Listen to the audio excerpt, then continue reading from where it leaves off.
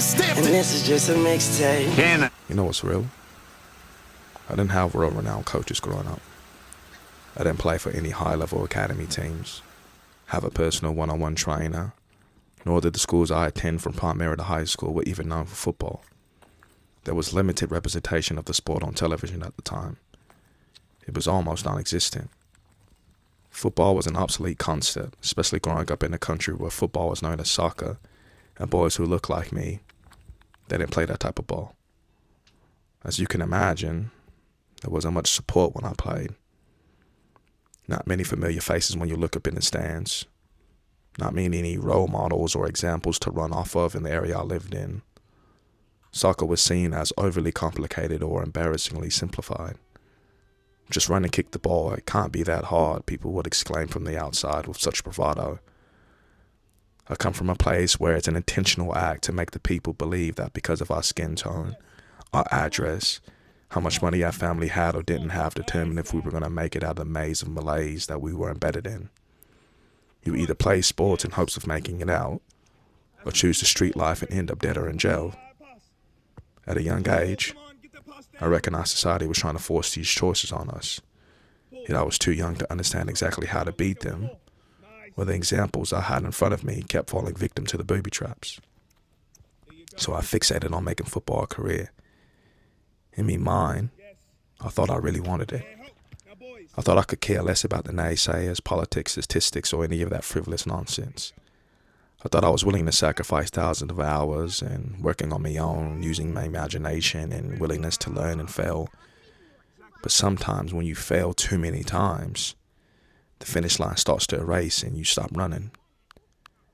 I started to pick up a buku of bad habits from not having the proper coaching and doing things my own way, expecting for it to just happen. Poof. Your humility is a virtue, and I've eaten a fair share of humble pie. I've fallen in and out of love with football too many times to count. On too many occasions, I've been caught being consistently inconsistent, where I found myself starting from square one when others that I was better than were surpassing me.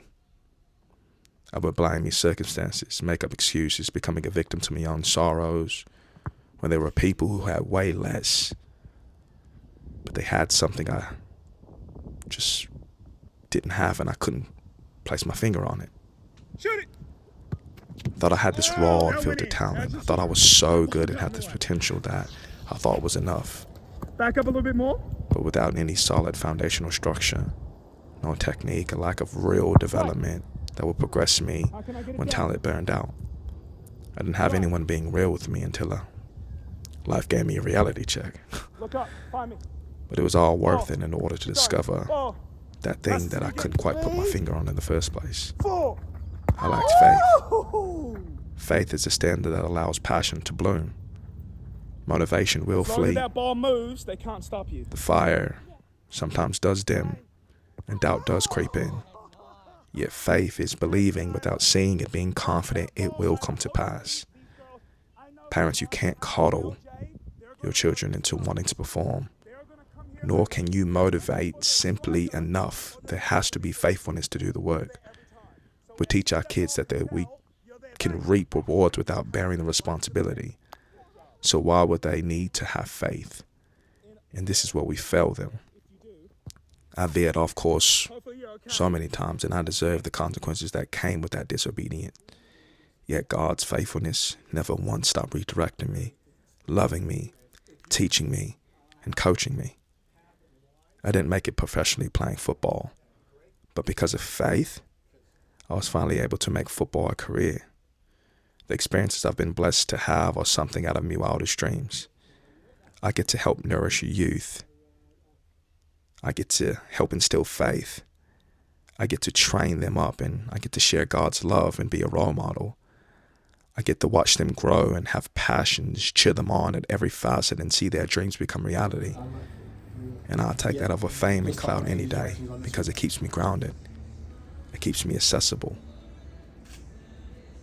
And finally, I get to see that's what's real. Wins.